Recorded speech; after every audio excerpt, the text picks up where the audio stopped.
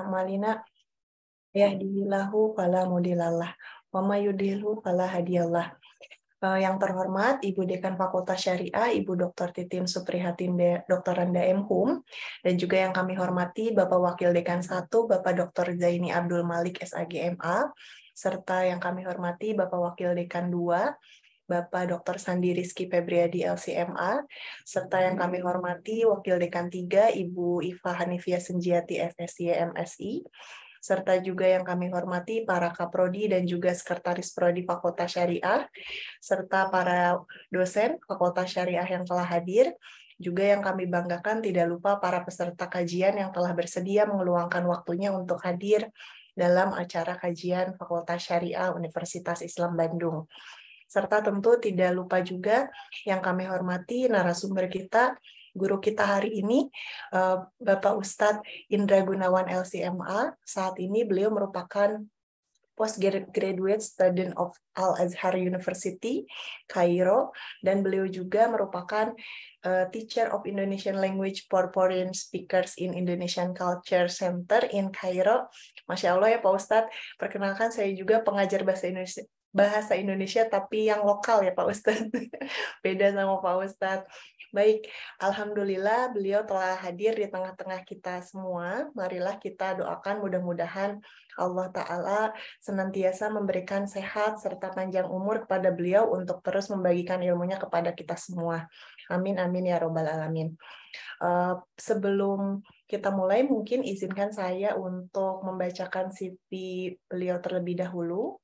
Nama lengkap Indra Gunawan LCMA, tempat tanggal lahir di Medan 13 Februari, riwayat pendidikan Pondok Pesantren Darussalam Gontor Ponorogo, alumni 99, S1 dan S2-nya di Universitas Al-Azhar Kairo, jurusan Sejarah dan Kebudayaan.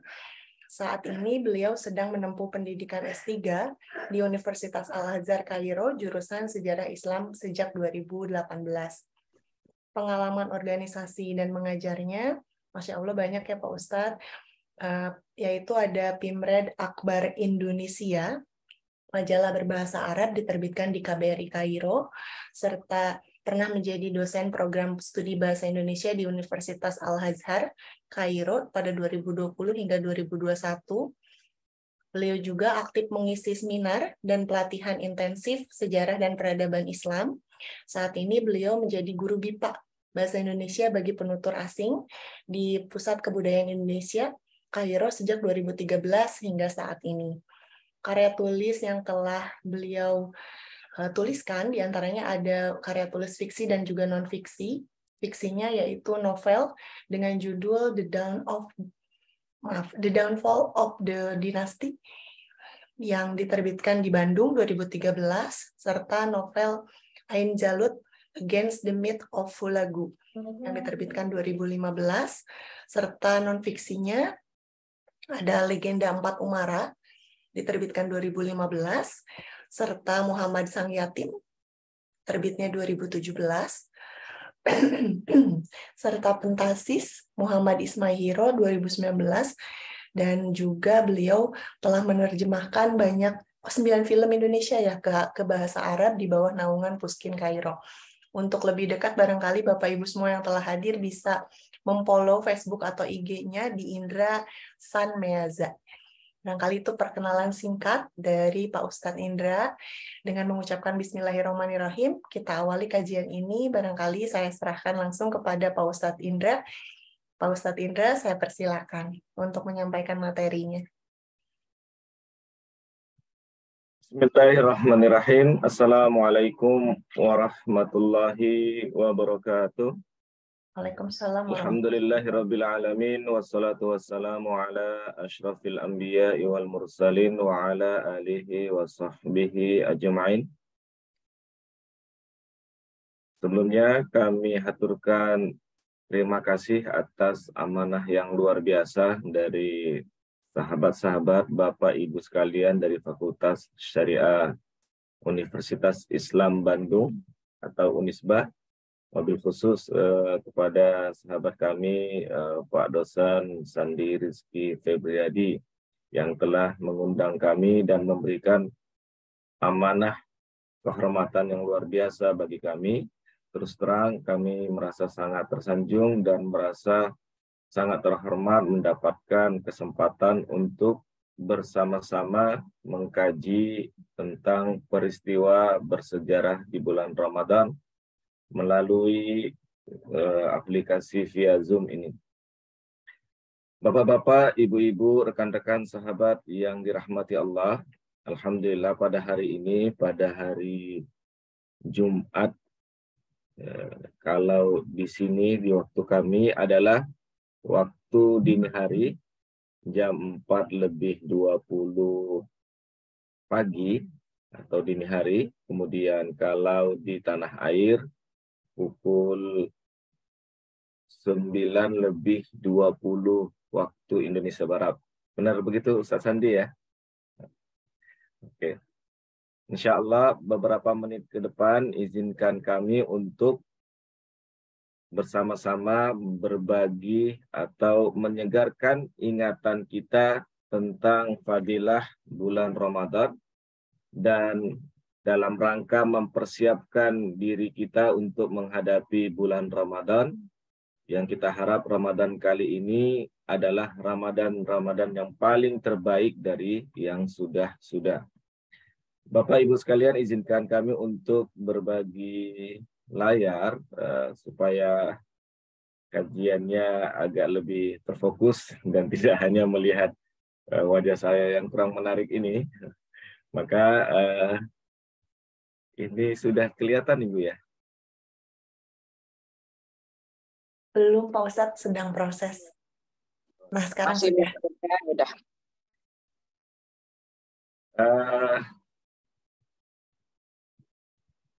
Sebenarnya tema yang diusung kali ini, subhanallah, sangat bagi kami pribadi merupakan tema yang cukup pelik, cukup berat, karena tema ini termasuk bobotnya sangat besar, yaitu dalam bahasa Arab disebut Al-Ahdath At-Tarikhiyah Al-Waqiyah fi Ramadan, atau peristiwa bersejarah yang terjadi pada bulan Ramadan.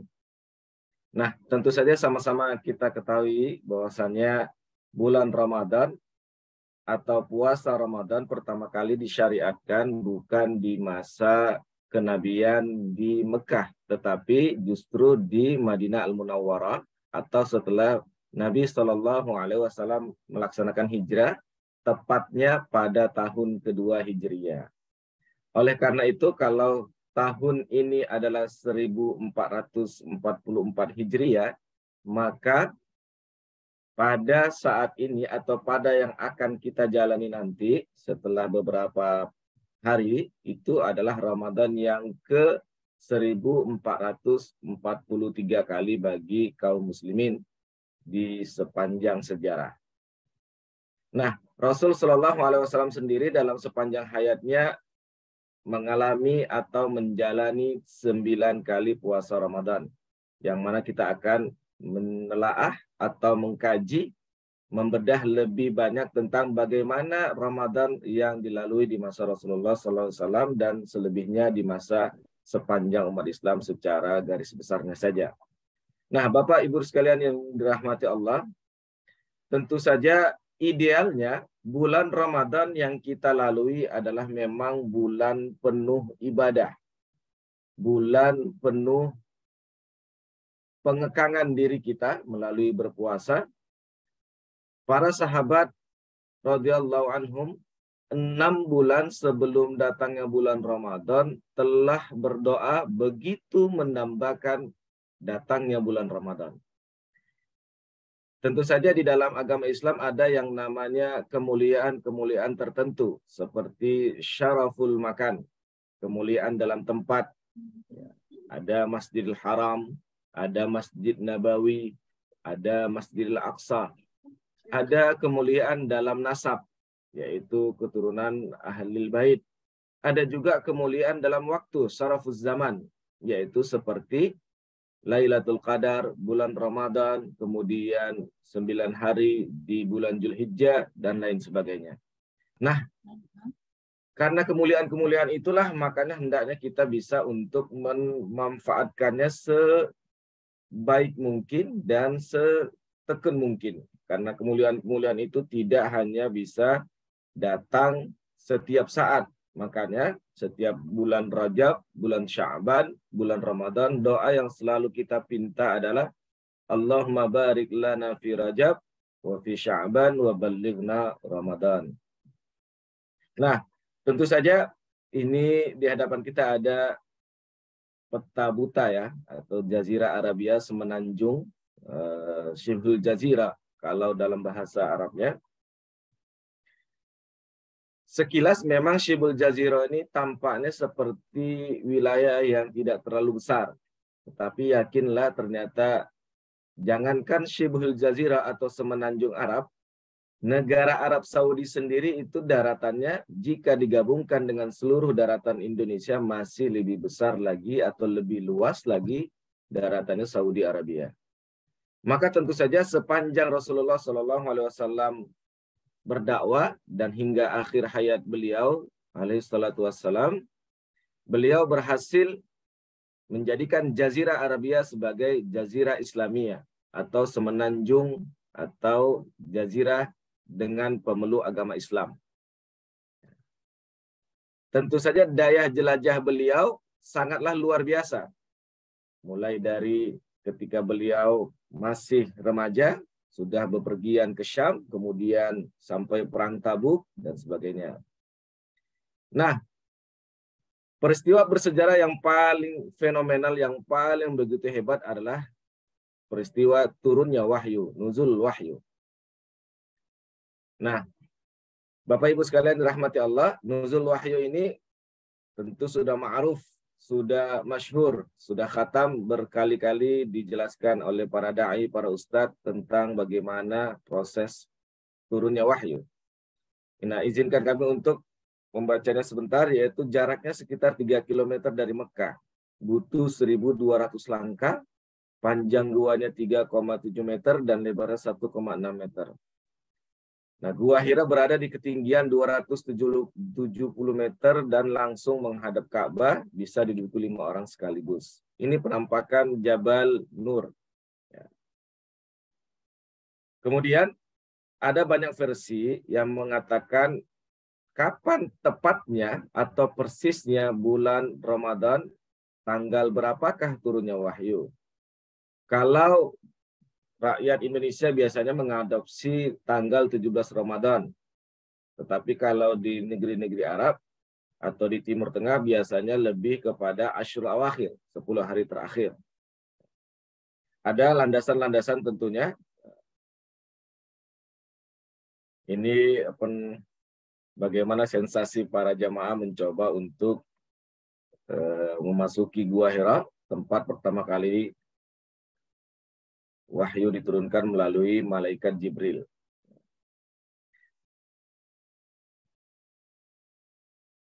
Nah, kemudian sebelum kita melanjutkan, tentu saja kita sama-sama mengetahui bahwasanya dalam dakwah Rasulullah SAW ada juga yang dilalui dengan peperangan. Tetapi yakinlah bahwasanya peperangan yang dilakukan Rasulullah itu sudah menjadi solusi terakhir di mana tidak ada lagi jalan untuk menyelesaikan atau mempertahankan dakwah. Maka perang mempertahankan diri itu merupakan satu-satunya jalan sehingga terpaksa dilakukan. Dan ketika di masa fase Mekah, saat 13 tahun ditindas dan mengalami berbagai macam siksaan, tidak ada perintah mengangkat senjata. Baru ketika Daulah Islamiyah didirikan di Madinah Al-Munawwarah untuk mempertahankan eksistensi Daulah Islamiyah, turunlah ayat yang membolehkan untuk berperang demi mempertahankan dakwah. Nah, totalnya ada 27 perang dan 9 diantaranya adalah terjadi perang, dan Ghazwa pertama adalah Ghazwa Al-Abwa atau Ghazwa Waddan. Sariyahnya ada 47. Sariyah ini adalah ekspedisi tentara yang tidak diikuti atau dihadiri oleh Rasulullah SAW. Nah, Sariyah pertama adalah Sariyah Hamzah yang juga dilakukan pada bulan Ramadan. Nah, Tentu saja peristiwa Perang Badar sudah khatam, Bapak-Bapak dan Ibu-Ibu sekalian. Bagaimana tahun pertama kali disyariatkannya Ramadan, justru terjadi perang yang luar biasa, yaitu Perang Badar. Tentu saja kita membayangkan ketika dahulu masih kecil, pertama kali kaum muslimin melaksanakan bulan Ramadan, sebulan penuh full berada di dalam masjid, mengkaji atau menghatamkan Al-Quran, dan kaum muslimin melaksanakan sholat tarawih dan witir berjamaah yang luar biasa, tetapi ternyata tidak. Tahun pertama yang dilalui oleh kaum muslimin saat Perang Badar itu adalah di tahun pertama disyariatkannya puasa Ramadan. Ini ada petanya dalam bahasa Arab, bagaimana pergerakan kedua pasukan atau pertemuan dari kafilah dagang yang ada dari Syam milik kafir Quraisy di bawah pimpinan Abu Sufyan bin Harb, kemudian bertemu di Badar dan terjadilah perang. Nah, kekuatan pasukan kaum Quraisy ada 1.000, yang tadinya 1.300, kemudian 300 dari sebuah kabilah mengundurkan diri sehingga ada 1.000, kemudian 100-200 pasukan berkuda atau kavaleri dan 600 berbaju besi, dan kaum muslimin sendiri adalah 313 orang, jadi 1:3, dan hanya memiliki 2 kavaleri atau 2 ekor kuda. Sebelum perang biasa terjadi yang namanya mubarazah. Mubarazah ini duel perwakilan dari masing-masing pihak. Biasanya dalam perang masa lalu menggunakan sistem ini sebelum terjadinya perang besar terbuka secara langsung. Nah, dari kaum musyrikin itu ada Utbah dan Syaibah bin Rabi'ah. Utbah sendiri adalah ayahnya dari Hindun. Hindun istrinya Abu Sufyan, Hindun binti Utbah, dan ada Walid bin Utbah atau saudaranya Hindun. Nah, dari kaum muslimin, dari pasukan Islam ada Hamzah, paman Nabi, ada Ali, keponakan Nabi, bukan keponakan tetapi saudara sepupu, yang kemudian nanti menjadi menantu, dan Ubaidah bin Al-Haris. Ubaidah bin Al-Haris nanti akan kita bahas kemudian, termasuk dalam peristiwa di bulan Ramadan ada kaitannya. Nah, dalam adu tanding ini Hamzah dan Ali berhasil mengalahkan kedua wakil kaum kafir Quraisy, sementara Ubaidah terluka parah lalu meninggal dunia. Ini penampakan padang atau lembah Badar. Bapak-bapak dan ibu-ibu sekalian, sahabat sekalian, teman-teman sekalian yang kalau sempat mampir atau berkunjung ke masjid, ke kota Mekah dan ke kota Madinah, tentu pasti ada yang namanya rihlah, itu ya, berkeliling ke tempat-tempat wisata. Ini adalah penampakan yang Badar. Nah, berapa korban kaum musyrikin? Ada 70 orang meninggal atau mati, kemudian 70-nya lagi tertawan, dan dari antara tawanan itu 16 masuk Islam, dan sementara kaum muslimin terdapat 14 syuhada. Nama 14 syuhada itu sekarang ditampilkan atau dibuat monumen khusus di Padang Badar. Abu Jahal sendiri yang begitu congkak dan pongah terbunuh justru oleh 2 remaja tanggung, 2 ABG yang ternyata menjadi pahlawan kaum muslimin, yaitu Mu'az bin Amr dan Mu'awiz bin Afra. Sebelum terjadinya atau meletusnya atau berkecamuknya perang Badar, Nabi Muhammad SAW berdoa yang luar biasa, begitu khusyuk. Saking khusyuknya sampai-sampai selendang beliau terjatuh, dan Abu Bakar As-Siddiq radhiyallahu anhu yang melihat itu merasa iba, terharu, dan begitu luar biasa menghadapi atau melihat Rasulullah SAW memohon atau bermunajat kepada Allah Subhanahu wa taala. Dan kemenangan perang Badar menjadi kemenangan yang luar biasa bagi kaum muslimin. Tetapi begitulah kehidupan, terutama yang telah dijalani Rasulullah sebagai kedua kita. Rasulullah SAW dalam sepanjang hayatnya banyak sekali ditinggal oleh orang-orang terkasihnya, terutama dari kalangan keluarganya. Pada bulan Ramadan pada tahun ke-10 kenabian, ada mengatakan ke-11 kenabian, Rasulullah ditinggal oleh 2 orang terkasih, yaitu pamannya Abu Thalib dan istri yang luar biasa yang senantiasa mendukungnya, yaitu Khadijah binti Khuwailid. Dan itu terjadi di bulan Ramadan, tahun ke-10 kenabian. Tentu saja fa inna ma'al usri yusra, inna ma'al usri yusra, setelah kesusahan pasti ada kemudahan, dan ditekankan kembali setelah kesusahan pasti ada kemudahan. Nah, Bapak-bapak, ibu-ibu sekalian yang dirahmati Allah, tentu peringatan Isra Mi'raj masih begitu segar dalam ingatan kita.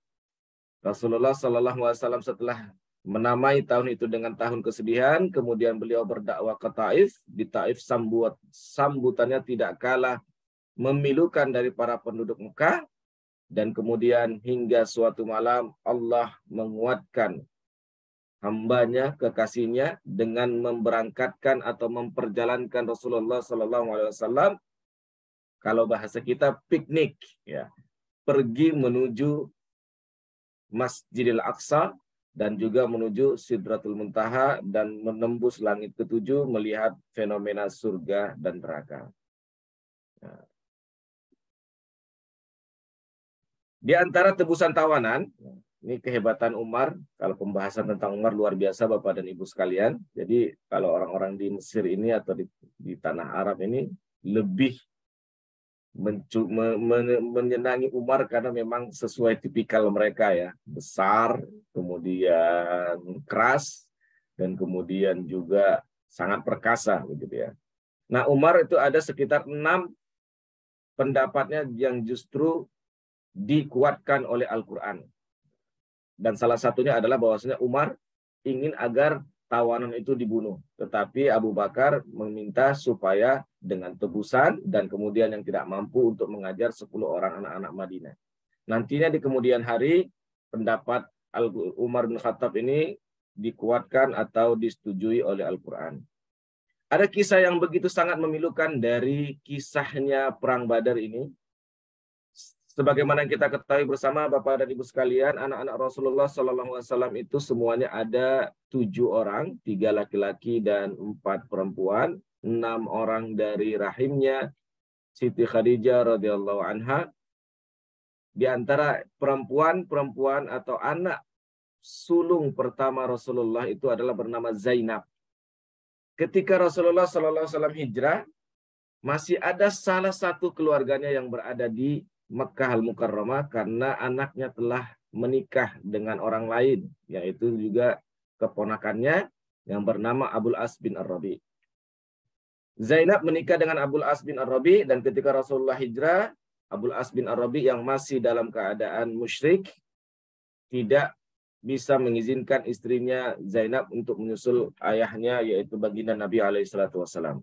Saat terjadi Perang Badar, sesuai qadarullah, Abul As bin Ar-Rabi termasuk di antara tawanan, dan saat Abul As bin Ar-Rabi hendak ditebus tawanannya, Zainab yang tidak memiliki apa-apa mengirimkan kalung Khadijah, kalung peninggalan atau warisan keluarga, untuk menebus suaminya Abul As bin Ar-Rabi dari tangan kaum muslimin yang juga merupakan pemimpinnya adalah Rasulullah Shallallahu Alaihi Wasallam. Rasulullah Shallallahu Alaihi Wasallam lantas meneteskan air mata melihat kalung Khadijah, dan kemudian Abul As bin Ar-Rabi dibebaskan, dan nanti setelah 6 tahun Abul As bin Ar-Rabi kemudian memeluk Islam dengan caranya tersendiri, dan bersatulah Zainab dengan Abul As bin Ar-Rabi. Kemudian apa yang terjadi oleh Rasulullah Shallallahu Alaihi Wasallam setelah kemenangan Perang Badar yang luar biasa? Ada seorang sahabat saat Perang Badar yang tidak mengikuti Perang Badar karena diperintahkan oleh Rasulullah SAW untuk merawat istrinya. Sahabat itu bernama Utsman bin Affan radhiyallahu an. Istri Utsman bernama Ruqayyah itu sedang sakit, dan saat itu Rasulullah memerintahkannya untuk merawatnya dan berada di sampingnya. Saat berkecamuk Perang Badar, Ruqayyah radhiyallahu anha meninggal dunia. Dan ketika itu Utsman bin Affan menguburkannya, dan orang yang pertama kali memasuki kota Madinah adalah Zaid bin Harithah, dan mengabarkan tentang kemenangan kaum muslimin.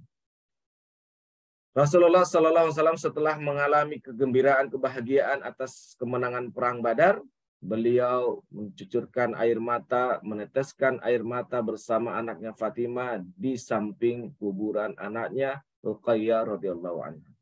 Beginilah memang sosok pemimpin luar biasa, qudwah yang ditinggalkan oleh Rasulullah, meskipun beliau tengah dalam keadaan yang luar biasa sempit. Istri atau anak, maksud kami adalah anak beliau, putri terkasih beliau sedang sakit keras, beliau tetap memikirkan umatnya, tetap berangkat ke perang Badar, dan ketika itu di bulan Ramadan, anaknya Ruqayyah radhiyallahu anha meninggal dunia tanpa beliau sempat untuk melihatnya. Nah, kemudian setahun setelahnya bagaimana yang dilewati oleh Rasulullah? Apakah kesedihan itu masih menimpa beliau? Begitulah kehidupan.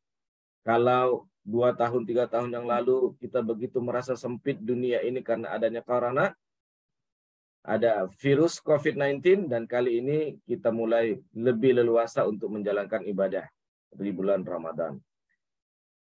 Pada tahun ke-3 Hijriah atau setahun setelahnya, cucu beliau dari anaknya Fatimah radhiyallahu anha lahir, yang itu bernama Hasan. Dan pertama kali saat Hasan dilahirkan, Ali bin Abi Thalib radhiyallahu anhu ditanya oleh Rasulullah sallallahu alaihi wasallam, siapa atau apa nama yang hendak engkau berikan kepada cucuku ini? Ali menjawab, aku akan menamainya dengan Harban. Kemudian Rasulullah memberikan nama dengan nama Hasan. Nama Hasan itu adalah nama yang pertama kali digunakan di kalangan bangsa Arab, sebagai nama Muhammad yang pertama kali diberikan oleh Abdul Muthalib kakeknya, juga nama yang pertama kali diperkenalkan kepada bangsa Arab. Nah, Hasan sendiri kemudian diakikah dan dikhitan pada hari ke-7. Ibundanya bernama Fatimah binti Rasulullah SAW memotong rambutnya dan kemudian menimbang rambutnya, dan kemudian sesuai timbangannya itu membagikan sedekah kepada orang-orang miskin, terutama ahlu suffah yang ada di Masjid Nabawi. Nah, Hasan radhiyallahu an wafat pada usia 48 tahun atau pada tahun 50 Hijriah, dan dikebumikan di Baqi di pekuburan Madinah. Nah, tentu saja nama Hasan dan Husain begitu sangat melekat bagi kita kaum muslimin, di mana Hasan sering dipanggul atau dipandu oleh Rasulullah, digendong pergi ke masjid dan bermain-main di pundak Rasulullah SAW saat beliau melaksanakan atau memimpin kaum muslimin melaksanakan sholat. Ini adalah penampakan Hasan, cucu Rasulullah SAW di pekuburan Baqi. Tetapi pada sebelumnya di pekuburan Baqi ada banyak sekali kubah-kubah atau bangunan-bangunan kuburan, tetapi di masa yang sekarang oleh pemerintah Saudi sekarang kemudian diratakan dan dijadikan seperti penampakan yang sederhana ini. Nah, kepada tahun ke-3 Hijriah juga, yaitu setelah kelahiran Hasan atau di akhir bulan Ramadan.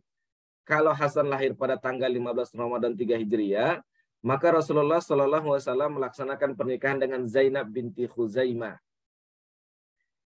Kenapa harus kita sebutkan bintinya? Karena ada istri Rasulullah SAW yang lain bernama Zainab. Jadi ada 2 Zainab, satu Zainab binti Khuzaimah dan satu lagi Zainab binti Jahsh. Pada tahun ke-3 Hijriah Ramadan. Jadi bukan hal yang tabu atau bukan hal yang terlarang melangsungkan pernikahan di bulan Ramadan. Biasanya kalau bulan Syawal itu kita kenalnya sebagai bulan kawin, bulan nikah. Kalau lagunya almarhum Benyamin, jangan cemberut aja, bulan Syawal mau dikawinin. Itu mungkin terinspirasi dari pernikahannya terutama Sayyidah Aisyah radhiyallahu anha. Padahal dalam sejarah Islam, bulan Syawal itu bulan yang paling banyak sekali terjadi peperangan. Nah, siapakah Zainab binti Khuzaimah ini? Zainab binti Khuzaimah ini adalah istrinya dari Ubaidah bin Al-Haris. Yang tadi kita sebutkan di awal, Ubaidah adalah salah satu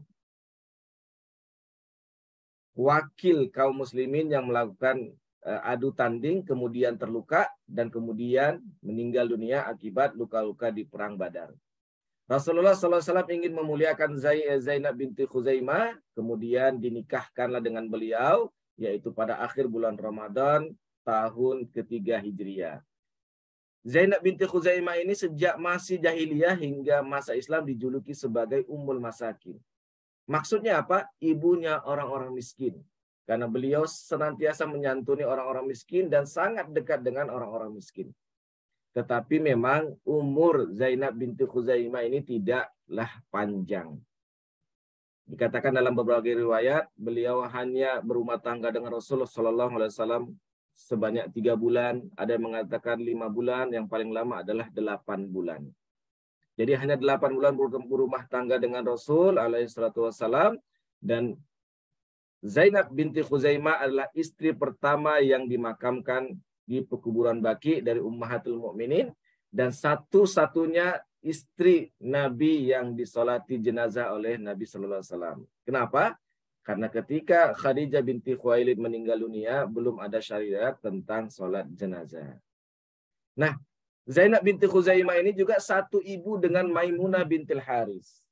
Maimunah bintil Haris ini juga merupakan salah seorang atau istri terakhir dari baginda Nabi SAW. Dari ibu mereka bernama Hindun binti Auf. Jadi pada bulan Ramadan tahun kedua Rasulullah bersedih meninggalnya Ruqayyah, kemudian tahun ketiga hadirnya cucu beliau Hasan, dan kemudian beliau menikah dengan Zainab binti Khuzaimah.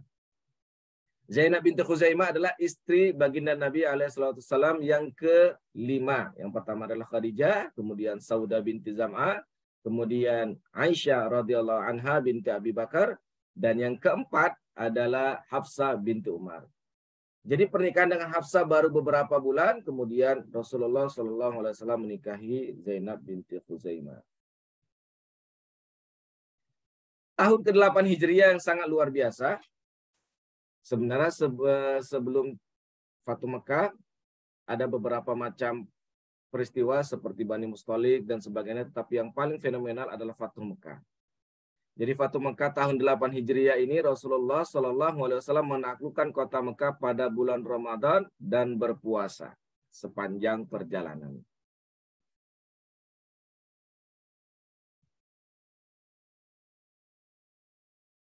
Ribu pasukan kaum muslimin yang bergerak atau menaklukkan kota Mekah itu melakukan futuhat sebanyak 10.000 yang awalnya hanya 3.000, kemudian dalam iring-iringan kabilah-kabilah Arab sepanjang perjalanan bergabung dengan Rasulullah dan 10.000. Ada 3 arah atau 3 pasukan, Abu Ubaidah, Zubair, dan Khalid. Dan yang terjadi pertempuran atau konflik senjata hanya di bawah pasukan Khalid bin Walid. Jadi Khalid bin Walid ini memang masih girah keislamannya begitu kuat. Terjadilah pertempuran dan saat itu pasukan musyrikin dipimpin oleh Ikrimah bin Abi Jahal. Sebenarnya Ikrimah bin Abi Jahal ini adalah duet maut. Mengapa dikatakan duet maut? Karena mereka sering sekali untuk melakukan peperangan dan mereka menjadi tokoh inti. Ketika kaum muslimin kalah di perang Uhud atau mengalami luka-luka di perang Uhud, itu pasukan sayap kiri dan kanan dari pasukan kafir Quraisy itu adalah Khalid bin Walid dan juga Ikrimah bin Abi Jahal. Nantinya ketika Fatu Makkah terjadilah Khalid bin Walid dengan Ikrimah bertempur. Kemudian di masa Abu Bakar As-Siddiq, Khalid bin Walid dan Ikrimah bin Abi Jahal bahu-membahu kembali reuni, yaitu perang dalam perang Yamamah, yaitu perang melawan Nabi palsu Musailamah Al-Kadzab.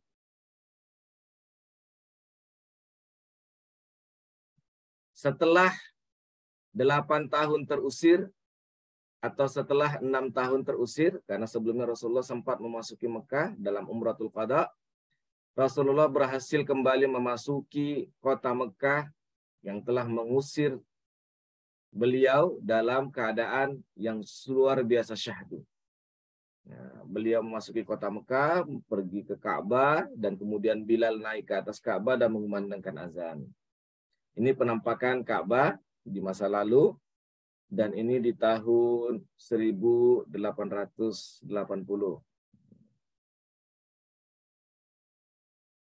Nah, ini statistik bagaimana Bapak-bapak, Ibu dan sekalian bisa melihat luas daratan semenanjung Arab.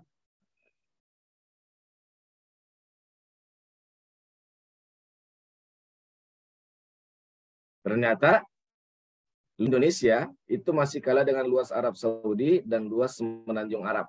Dan luas Mesir ada 1 juta kilometer persegi, sementara Indonesia 1,9, Arab Saudi 2,1, dan Jazirah Arabia 3, juta kilometer persegi. Inilah penampakan atau maket ya, sketsa dari Masjid Nabawi beserta rumah-rumah beliau dan istri-istri beliau yang sangat sederhana. Itu kita bisa lihat ahlu sufa sebelah belakang, yaitu orang-orang kaum muslimin, diantaranya Abu Hurairah radhiyallahu anhu yang tidak memiliki tempat tinggal karena dan kerabat juga, dan kemudian menginap atau bertempat tinggal di masjid agar tidak tertinggal dari pengajian Rasulullah Shallallahu Alaihi Wasallam. Dan ini adalah kubah hijau Masjid Nabawi. Sama-sama kita ketahui. Semoga kita bisa berkunjung dan sering-sering berkunjung ke tempat ini. Nah, penampakan ini sangat luar biasa Bapak dan Ibu sekalian. Istri baginda Nabi SAW adalah Siti Aisyah radhiyallahu anha, dan saat Rasulullah SAW wafat berada di pangkuannya. Aisyah radhiyallahu anha juga meninggal dunia pada tahun 58 Hijriah pada bulan Ramadan. Dari selepas pertempuran Perang Jamal, Aisyah tidak mau lagi mencampuri kehidupan ramai, dan beliau berkonsentrasi mengajar dari apa yang beliau dapatkan dari suami beliau, yaitu Rasulullah SAW, hingga wafatnya tahun 58 Hijriah. Tetapi di kamar Aisyah ada makam yang sangat luar biasa. Disebutkan dalam sebuah riwayat dari An Sa'id bin Musayyib, Aisyah pernah bermimpi melihat 3 bulan jatuh ke dalam kamarnya. Dan kemudian Aisyah curhat atau menyampaikannya kepada ayahnya Abu Bakar As-Siddiq, dan kata ayah beliau, intasduk ru'yaki, kalaulah benar mimpimu itu anakku, saufa takunu fi hujratiki au fi baitiki khairu ahlil ardi thalatha.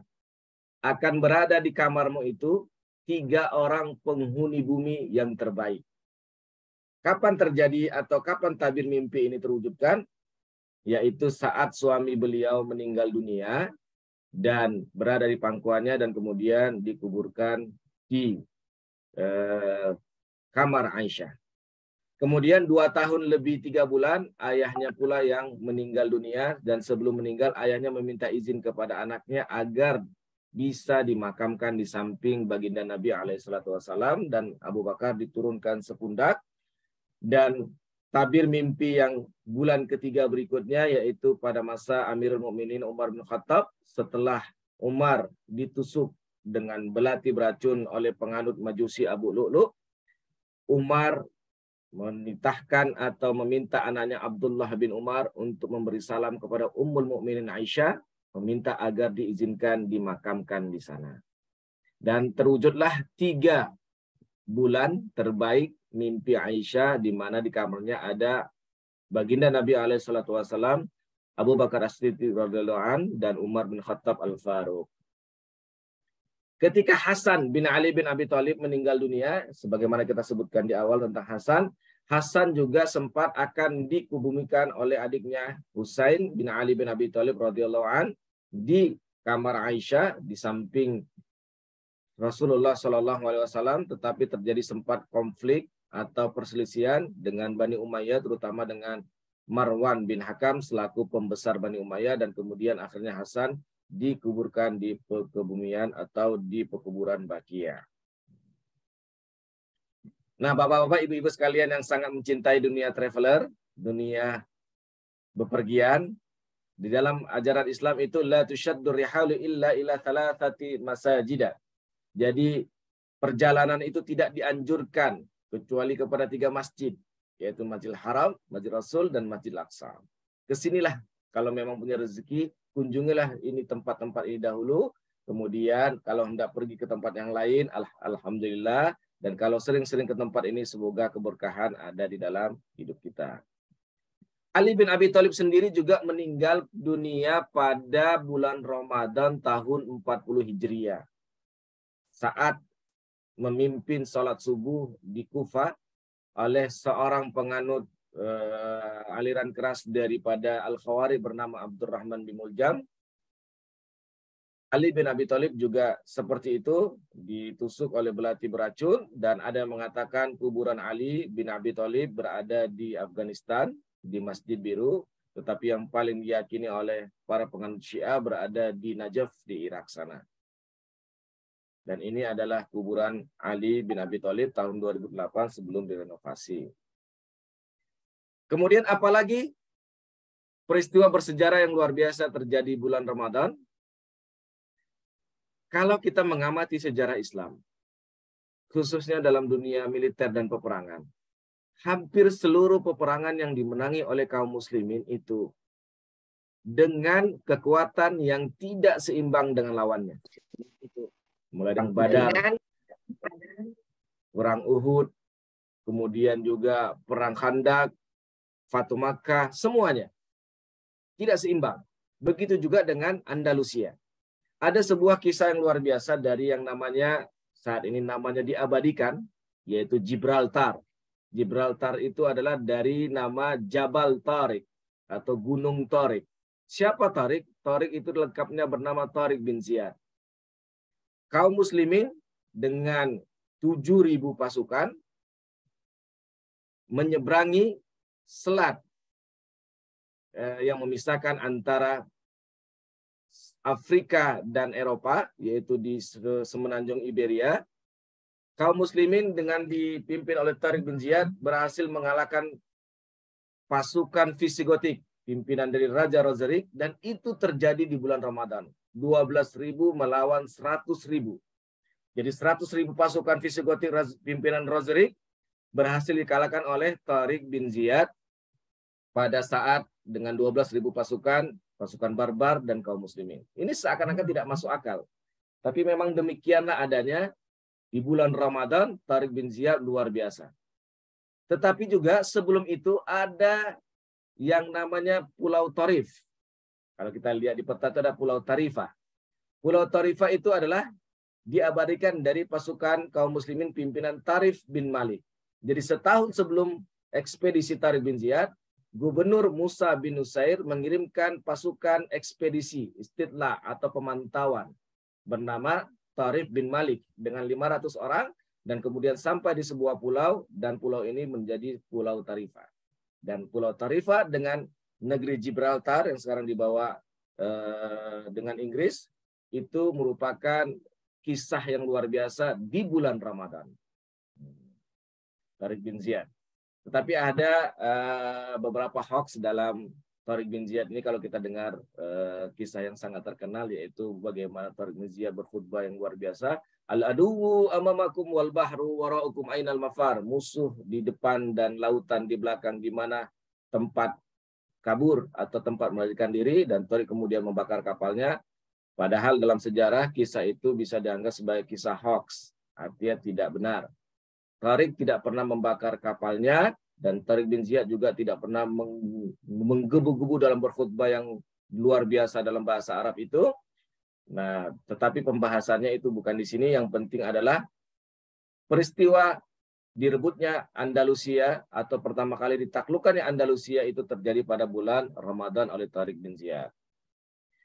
Andalusia sendiri ada sebanyak 8 abad sebelum saat ini sudah tidak ada kaum muslimin di sana.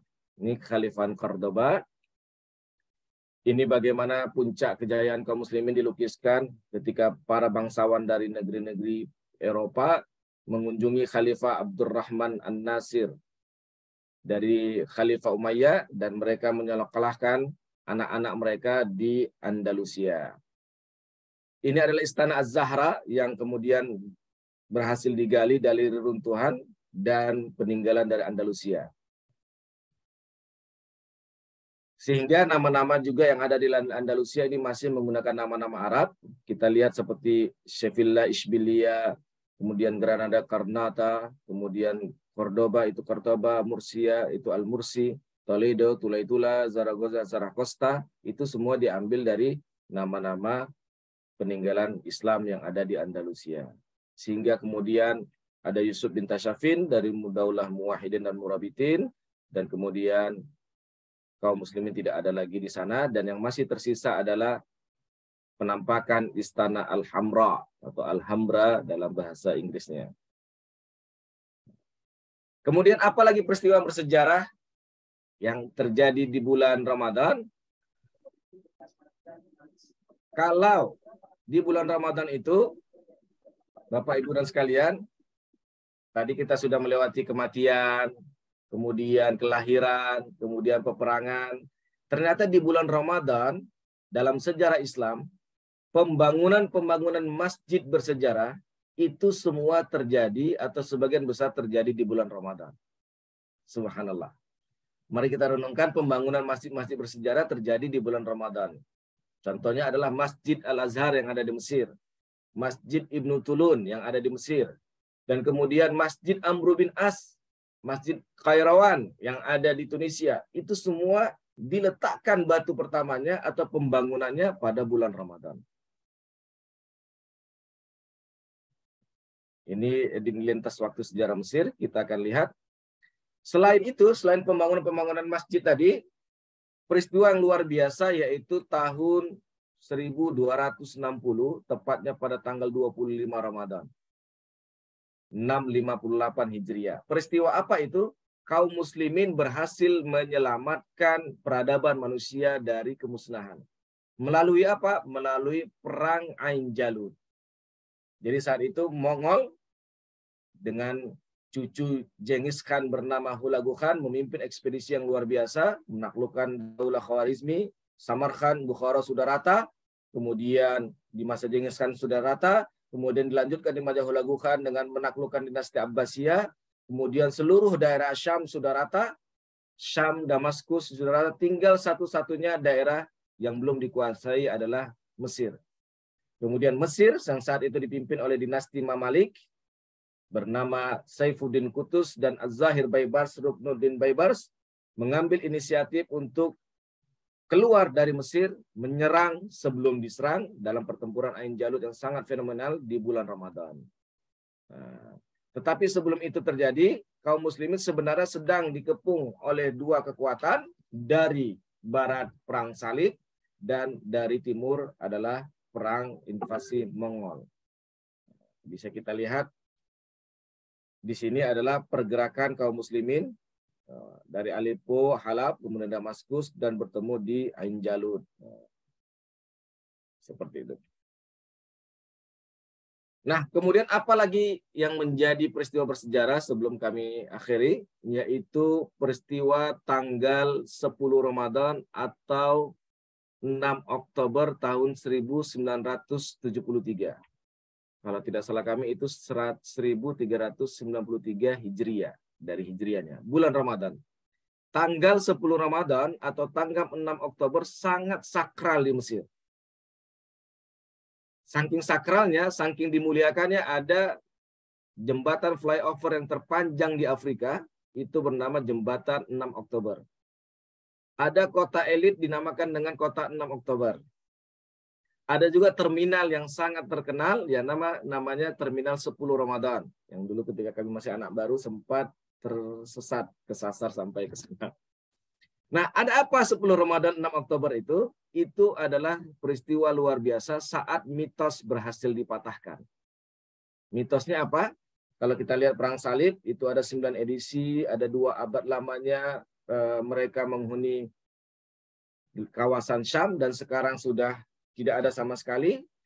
Mitos itu juga sekarang ada, yaitu pasukan Israel tidak bisa dikalahkan. Jadi sejak 1948, orang-orang Israel tidak bisa dikalahkan pasukannya sampai tahun 1973. Saat pasukan Mesir dengan pasukan Suriah melakukan serangan mendadak pada tanggal 10 Ramadan atau 6 Oktober. Pasukan Mesir merebut Gunung Sinai dan pasukan Suriah merebut dataran tinggi Golan. Peristiwa yang sangat luar biasa itu mengejutkan Israel, dan akhirnya terjadilah perjanjian Camp David, dan kemudian semenanjung Sinai yang tadinya dikuasai Israel pada pertempuran terakhir berhasil dikembalikan ke pangkuan negeri Mesir. Ini penampakan bagaimana heroiknya pasukan Mesir melakukan atau mendirikan sebuah jembatan dadakan untuk menyeberangi terusan Suez dalam memperebutkan semenanjung Sinai. Ini dia penampakan Masjid Ibnu Tulun yang luar biasa. Kalau teman-teman, sahabat-sahabat, Bapak Ibu sekalian mengenal sejarah Mesir, pasti sangat akrab dengan ini. Masjid Ibnu Tulun ini yang paling fenomenal, apa yang sangat fenomenal dari Masjid Ibnu Tulun ini adalah masjid yang terjaga keasliannya dan yang paling luas. Jadi kalau kita mengunjungi masjid kuno, kalau sudah terlalu modern itu kurang menarik atau kurang terasa kekunoannya atau keasliannya atau orisinalnya. Nah, Masjid Ibnu Tulun ini masih terjaga orisinalnya. Jadi dibiarkan sedemikian rupa, hanya sentuhan-sentuhan sedikit saja. Kebetulan kami saat melaksanakan atau mengunjungi Masjid Ibnu Tulun. Dan Masjid Ibnu Tulun sendiri diabadikan di dalam mata uang Mesir, yaitu pada uang 5 pon. Ini Masjid Azhar, dibangun pada bulan Ramadan yang menjadi cikal bakal daripada Universitas Al-Azhar. Ini adalah Masjid Ibnu Tulun di uang 5 pon.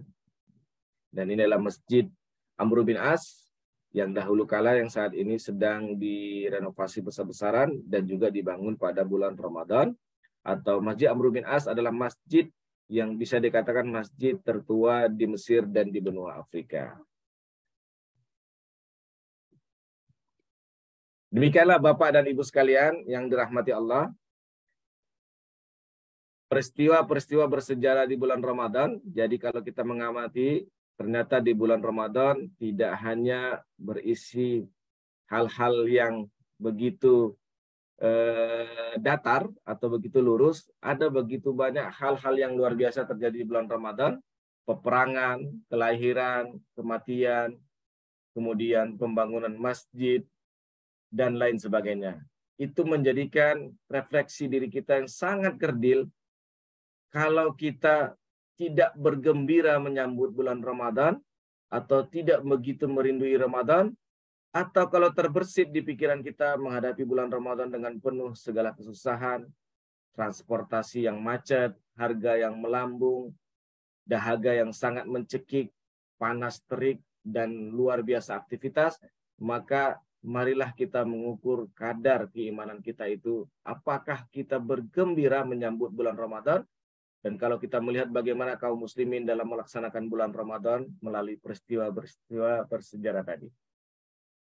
Terima kasih Bapak dan Ibu sekalian yang dirahmati Allah. Saya kembalikan kepada pewara kita, yaitu Ibu Irma.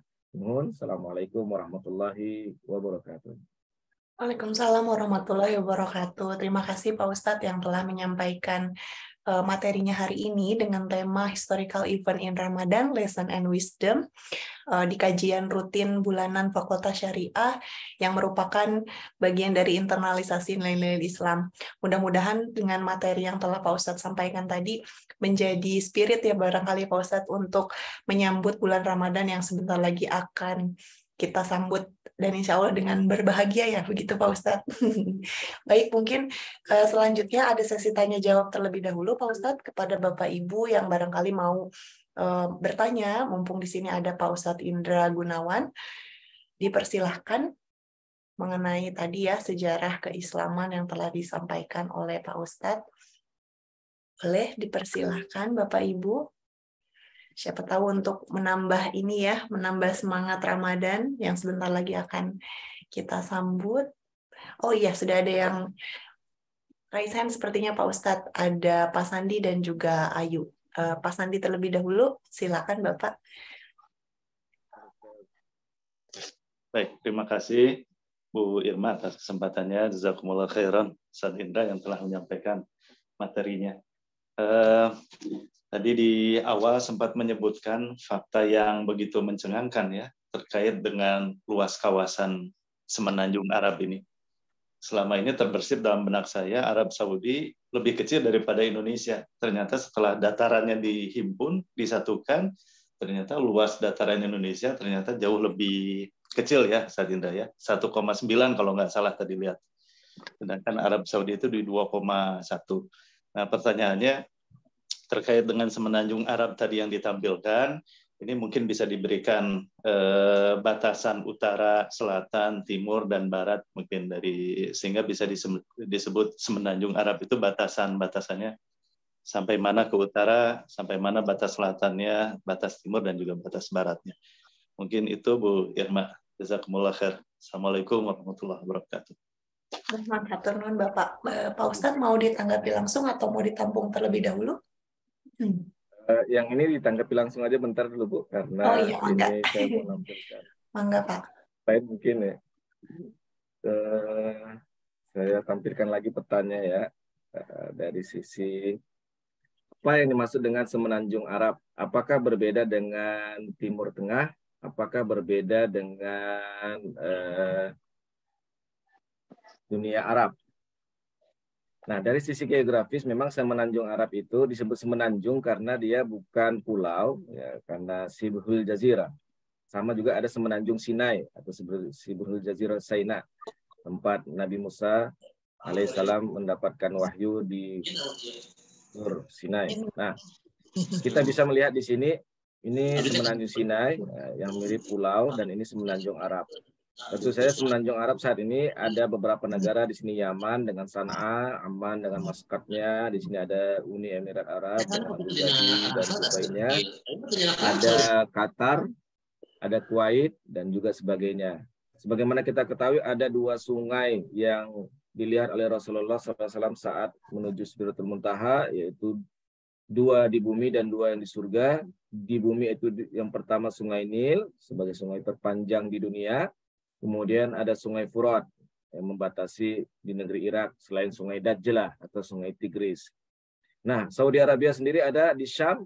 Kalau kawasan ini adalah kawasan Syam ini ada Jordania, ada Suriah, ada Palestina, dan ada Lubnan, Lebanon.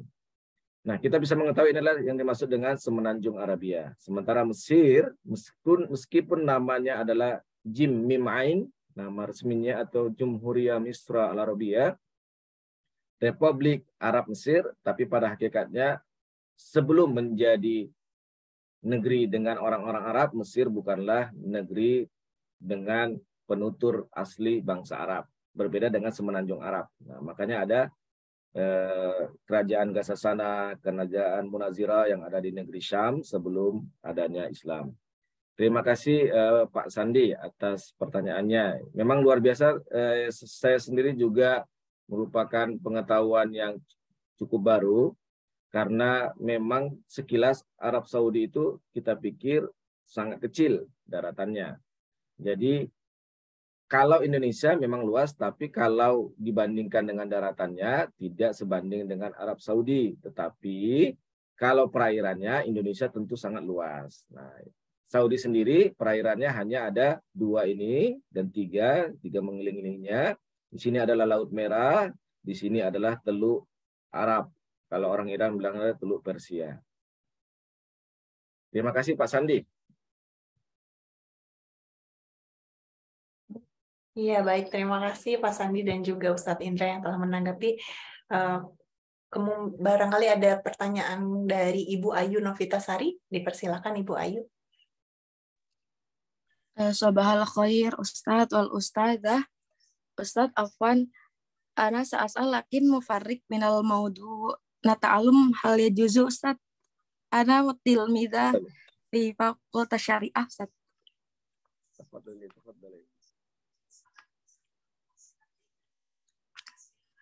Pertanyaannya ini Ustadz, maaf agak keluar dari materi. Bagaimana cara kita sebagai mahasiswa bisa mengetahui lebih dalam tentang sejarah-sejarah di Arab sana, karena di matkul kita pun tidak ada sejarah tentang bahasa Arab, dan bagaimana cara kita, terutama mungkin saya Ustadz bisa sedikit-sedikit bahasa Arab itu menggunakannya agar tidak lupa gitu Ustadz, karena lingkungan di kuliah kan mungkin tidak semua bisa bahasa Arab, mumpung ada Ustadz dan Pak Sandi. Saya ingin bertanya seperti itu Ustadz. Syukran Ustadz Afwan. Langsung kalau ada lagi Ibu Irma. Baik, Pak Ustadz, mau langsung ditanggapi atau mau ditampung dulu? Ada kalau masih ada lagi langsung di penanya berikutnya biar di... Baik, ada satu lagi sepertinya dari Bapak Salahuddin. Kepada Bapak, saya persilakan Pak. Iya. Allah. Makasih Bu Irma. Munawirin. Hatur nuhun. Bismillahirrahmanirrahim. Assalamualaikum warahmatullahi wabarakatuh. Pak Ustadz yang saya hormati, jam berapa di sana ini Pak Ustadz? Jam 5:15. Enggak kedengaran, saya barusan ada kejeda. Jam berapa? Jam 5:15. Wah, jangan-jangan gara ini sholat subuh sudah belum ya? Baru komat di masjid. Oh iya, begitu saya percepat. Ada Pak Sandi juga ini. Jadi karena judulnya ini adalah sejarah, tetapi didekatin dengan pendekatan lessons and wisdom tadi ya, pelajaran dan hikmah atau apalah ya. Jadi saya kira saya tidak akan bertanya soal kapan Ramadan masuk ini ya. Pak Fauzi ada saya lihat di chat tadi. Jadi saya ingin bertanya agak lebih luas saja, bahwa kira-kira menurut Pak Doktor, dari sejarah-sejarah yang begitu luas tadi disampaikan, apa yang bisa dikaitkan dengan persoalan Indonesia hari ini, ya, baik dari sudut pandang sosial ataupun ekonomi ataupun politik. Memang yang lagi hot misalnya ini soal Kementerian Keuangan yang luar biasa oleh netizen diulik secara habis-habisan ya, para pegawainya yang kemudian hedonisme ya. Nah, bagaimana sejarah kemenangan yang tadi disampaikan itu bisa dikaitkan dengan keadaan kita hari ini ya. Saya cukup tertarik bahwa hari ini rupanya yang diangkat oleh media itu hedonisme, tetapi lupa mengangkat bahwa korupsi, ketamakan, kerakusan itu lupa diangkat. Ini bagaimana dengan pelajaran sejarah yang bisa kita tarik?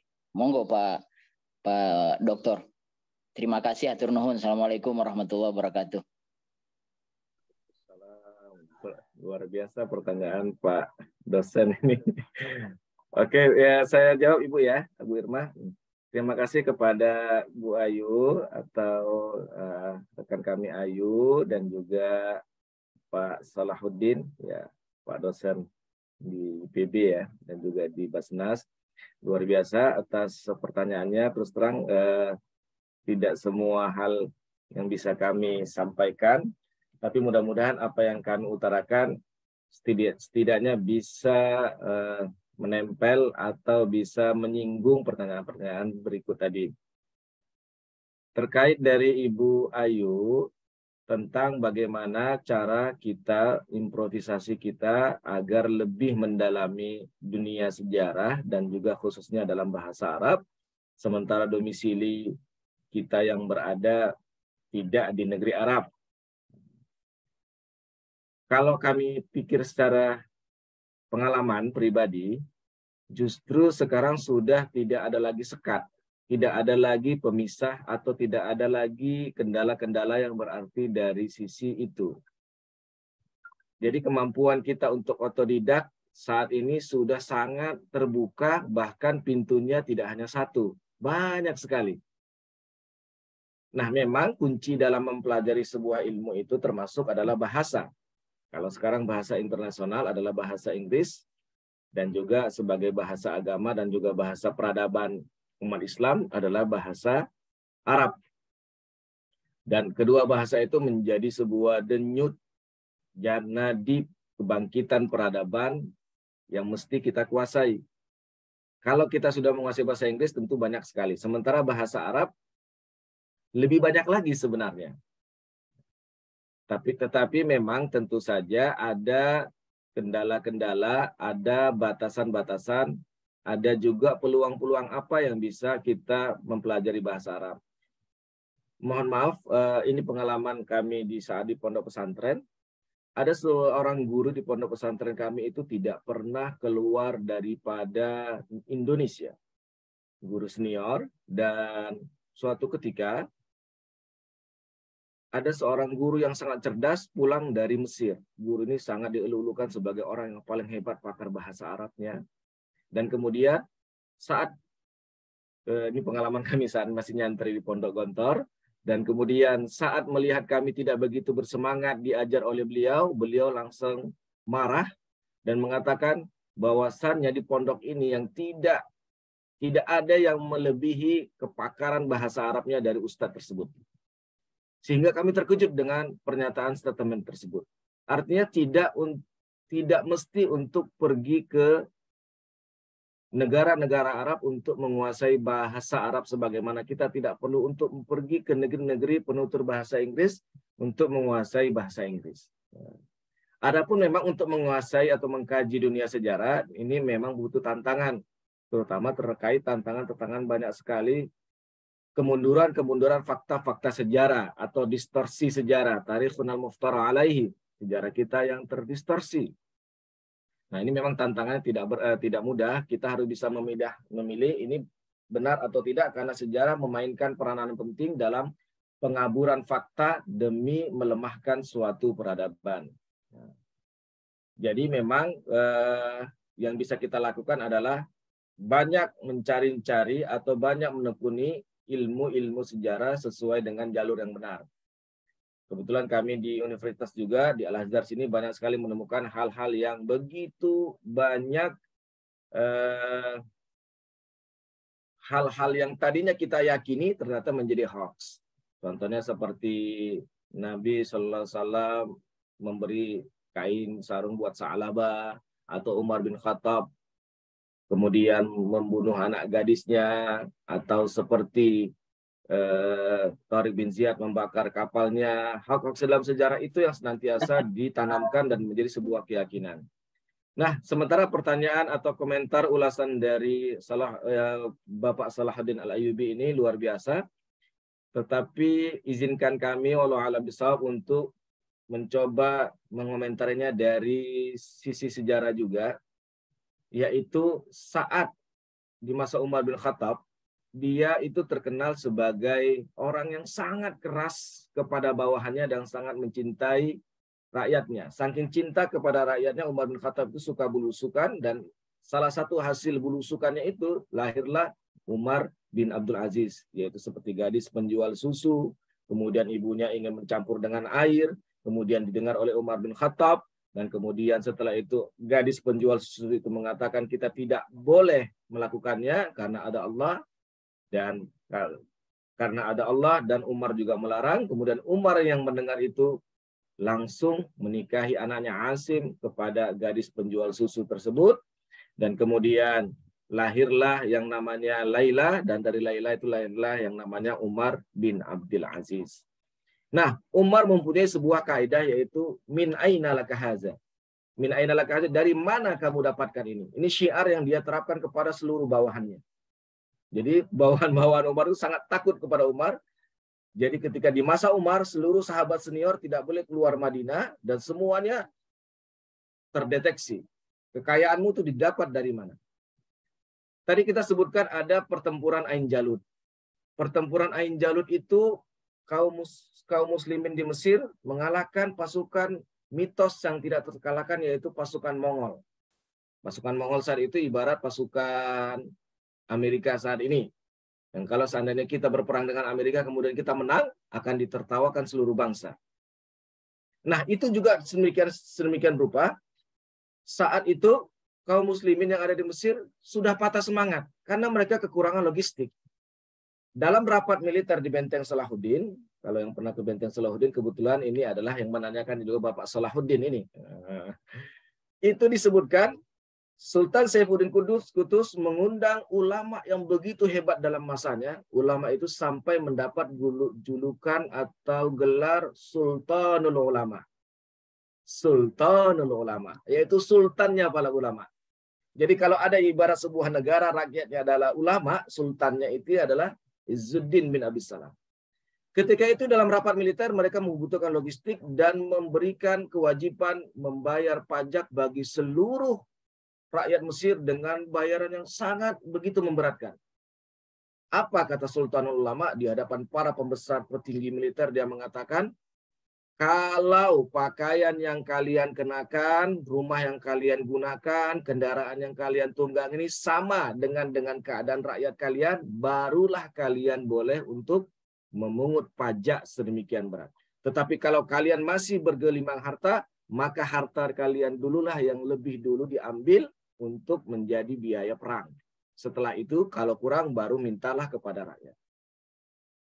Dan itu memang diterapkan oleh Sultan Saifuddin Qutuz dan mengambil langsung para perhiasan daripada istri-istri tentaranya yang dihadapi dengan beberapa sempat penolakan dan pemberontakan tapi berhasil dipadamkan, dan terkumpullah harta yang berkah. Dari harta yang berkah ini melawan Hulagu Khan atau melawan Kitbu Ghanoyan di lembah Ain Jalut dan berhasil dimenangkan. Salah satunya lagi kisah bagaimana bermewah-mewahan. Khalifah terakhir Al-Abbasiyah bernama Al-Musta'sim Billah. Khalifah Abbasiyah ini sudah bertahan sekitar 500 tahun lebih.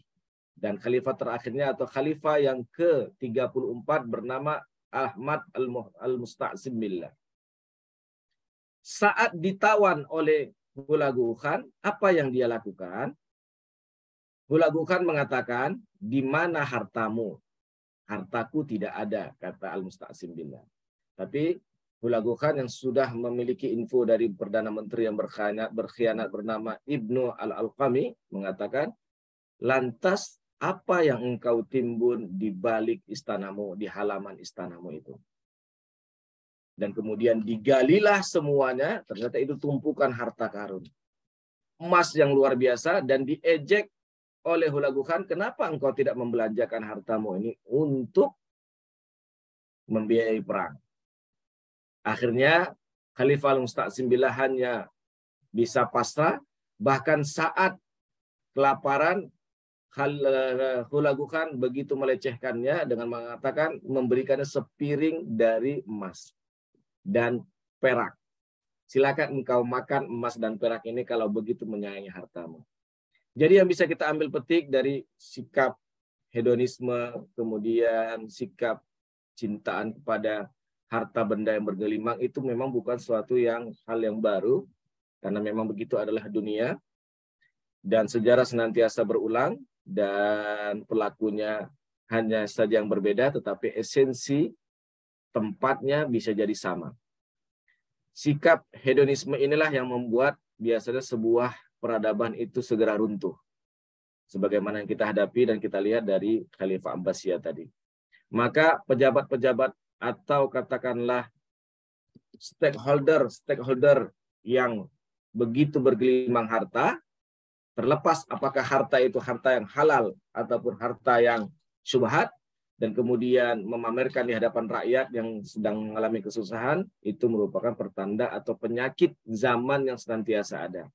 Dan biasanya Allah ungkapkan, kalau kami membahasakannya, kita melihat peristiwa ini ibarat puncak gunung es. Hanya terjadi peristiwa kecil dari kekisruhan anak-anak remaja, kemudian Allah ungkapkan peristiwa yang lebih besar, Allah singkapkan kepada kita, beginilah sebenarnya keadaan yang kita tidak ketahui, fenomena-fenomena hedonisme tersebut.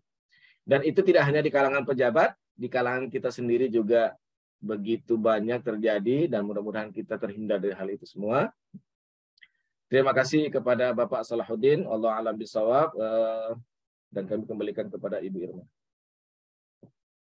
Baik, terima kasih Pak Ustadz yang telah memberikan penjelasan dari pertanyaan-pertanyaan tadi dengan lengkap dan rinci. Sebelumnya mungkin saya mengingatkan Bapak Ibu untuk mengisi terlebih dahulu daftar hadir yang telah dibagikan oleh panitia di dalam ruang chat. Sepertinya ada 2 pertanyaan Pak Ustadz di kolom chat. Pertama dari Pak Fauzi yang menanyakan kapan Ramadan tahun ini, tanggal berapa katanya Pak Ustadz. Yang kedua dari Pancep, izin bertanya Pak Ustadz, kalau batasan tanah haram luasnya seperti apa? Seperti itu Bapak. Pak Ustadz sudah ada 2.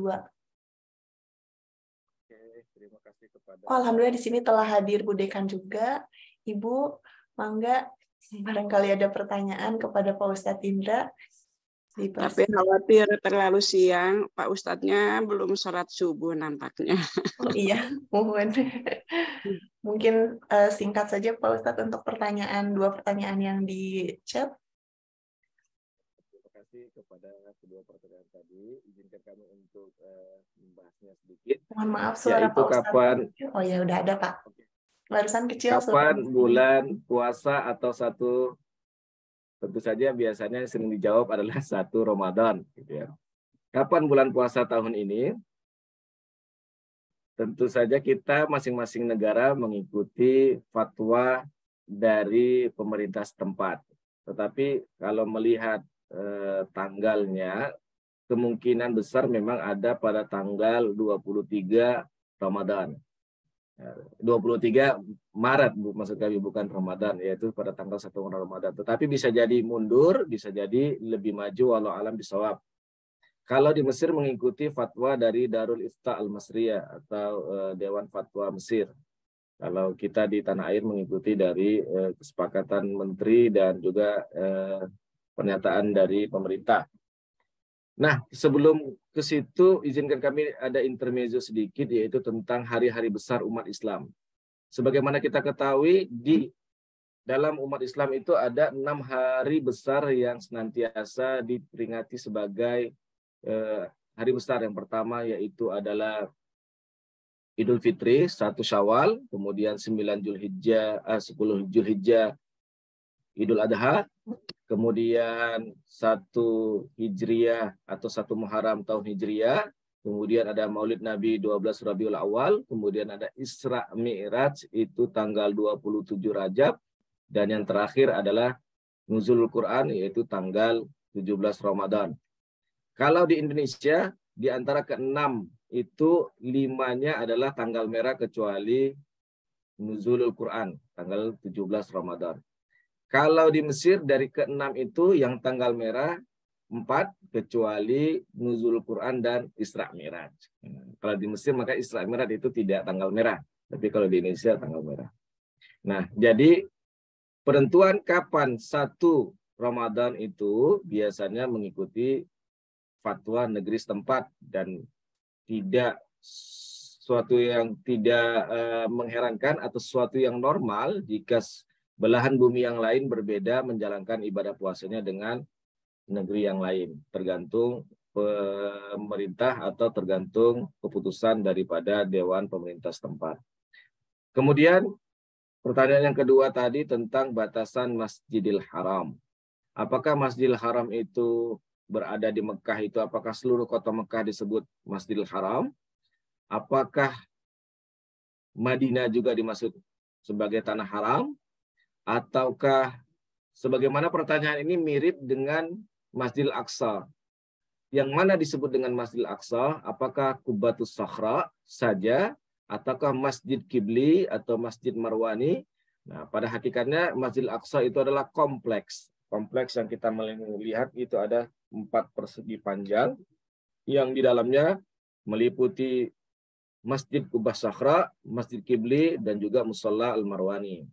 Begitu juga dengan Masjidil Haram, memang tidak ada batasan secara meteran yang pasti tentang apa yang dimaksud dengan kawasan Masjidil Haram, tetapi Ka'bah dan sekitarnya itu disebut sebagai kawasan Masjidil Haram. Terima kasih kepada kedua penanya. Wallahu a'lam bishawab. Baik, terima kasih Pak Ustadz atas semua materi dan juga tanggapan jawaban dari para penanya.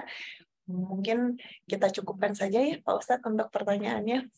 Khawatir Pak Ustadz mau sholat subuh juga. Terima kasih kepada para hadirin yang telah hadir. Kami ingatkan kembali ini merupakan kajian rutin dari Fakultas Syariah, jadi kami tunggu lagi kehadirannya pada kajian berikutnya. Mungkin sekian dari saya. Mohon maaf apabila ada kesalahan. Wabillahi taufiq wal hidayah. Wassalamualaikum warahmatullahi wabarakatuh. Waalaikumsalam warahmatullahi wabarakatuh. Ya, Terima kasih. Turnuhun sadayana. Sebelum bubar, barangkali kita foto bersama dulu, saya hilaf. Oh, foto pertama, siap. Iya, ada 2 slide. Mungkin Bapak Ibu yang belum menyalakan kamera boleh menyalakan terlebih dahulu.